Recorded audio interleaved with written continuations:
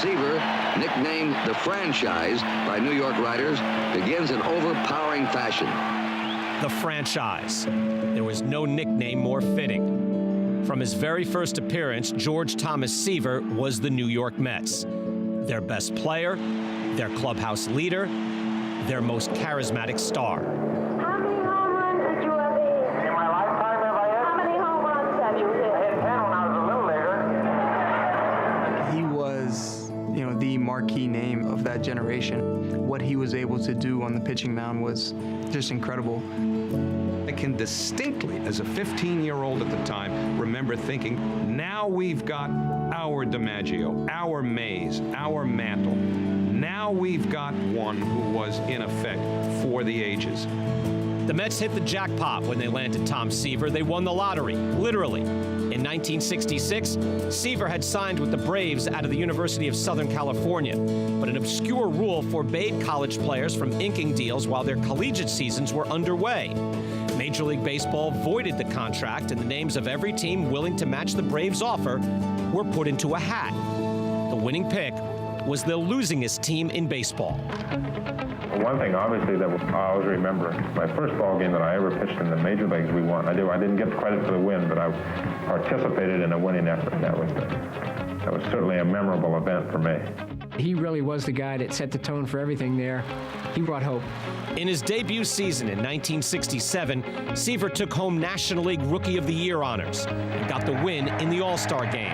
What a skillful, almost incredible performance by the finest young right-hander in baseball, Tom Seaver. At just 22 years old, he pitched like a 10-year veteran. He was so smart, and he had such passion for pitching. He called it an art form. There was no sophomore jinx in 1968. Seaver was even better, lifting the New York Mets out of the cellar in the NL East. We are a ball club to be contended with, and I think that those who have not believed in us before, I think have every right to believe in us now. And then in 1969 came the miracle. Led by Seaver's brilliant pitching, the club reached 500 on May 21st. The first time in franchise history, the Mets didn't have a losing record after at least 9 games in a season. I remember the team celebrating, and they were all excited about it. And Tom Seaver said, I don't want to be a 500 ball player. I want to be a winning ball player. I'll celebrate when we win. Seaver would back up those words, winning his first Cy Young Award in 1969 while stepping up in the biggest moments. On July 8th, while the Mets were sitting 4 games behind Chicago, Seaver threw perhaps the greatest game of his career against those first-place Cubs, retiring the first 25 batters before losing a perfect game with 1 out in the 9th. Now the applause for Tom Seaver. 8 1/3 innings of perfect baseball by Seaver. Here's the ovation for Seaver. Tom Terrific didn't lose after August 5th, going 10-0 down the stretch as the Miracle Mets came roaring back to capture their first division title. At 9:07 on September 24th, the Mets have won the championship of the Eastern Division. Congratulations, Tom, on a great year. Rob, is great. It's a third of what we want. We hope we get the rest of it. That's all. Riding that wave of emotion, the Mets cruised through the championship series against Atlanta and then toppled the heavily favored Orioles in the World Series, stunning the baseball world. We never put our heads between our legs, and we always fought, and it's the greatest feeling in the world. Seaver was the catalyst. He's the guy that transformed the lovable losers into the most unlikeliest of World Series champions. The next season, Tom Seaver continued to pitch brilliantly. He struck out 283 batters in 1970, including a then-record 19 on April 22nd, fanning 10 in a row to close out the game. He was unbelievable. He mowed them down. The last 10 guys in the game never hit the ball. Seaver struck out 289 batters and won 20 games in 1971. He won 21 the next year and struck out 249. And then in 1973, Seaver did it all again, not only piling up the wins and strikeouts, but leading the Mets to another National League pennant. The New York Mets have won the pennant.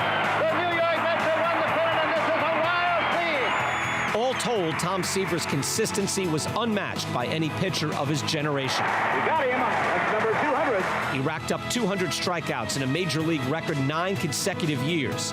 He won Cy Young Awards in 1969, 1973, and 1975. He was the face of the sport, a media sensation in the media capital of the world. He was the franchise. And then June 15th, 1977, New York City awoke to shocking news. The Mets had traded Tom Seaver to Cincinnati. As far as the fans go, I mean, I've given them a great number of thrills, and they've been equally returned. And the ovation I got the other night,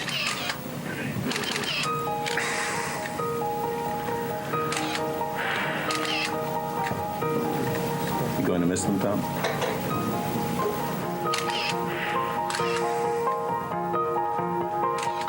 Tom Seaver would continue his winning ways as a Red, including notching an emotional victory over the Mets in his return to Shea Stadium. Like a reunion with their own fondest memories, New York fans poured out their love for the man, not the uniform. Adding insult to injury for New York fans, after throwing 5 one-hitters in his Mets days, Tom Seaver would finally get his elusive no-hitter June 16th, 1978. And this one belongs to the Reds. Seaver would spend 5.5 seasons in Cincinnati, along the way becoming just the 5th pitcher in baseball history to record 3,000 strikeouts. Take a bow, Tom. After 14 seasons, man, you've earned it. And then in 1983, with new ownership in place, the Mets re-signed Tom Seaver, only to see the reunion cut short when he was selected by the Chicago White Sox in the free agent draft. It was with Chicago that Tom Seaver arrived in New York City August 4th, 1985, with a chance at making history. This is justice. This is justice. He wins his 300 in New York in Yankee Stadium. Should be in Shea.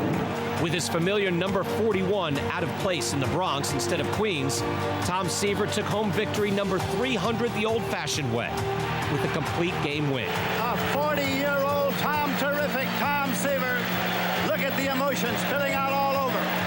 that's as happy as I've been after a ball game in a long time. Of course, it's taken me 19 years to get here, I expected somebody to say, what took you so long?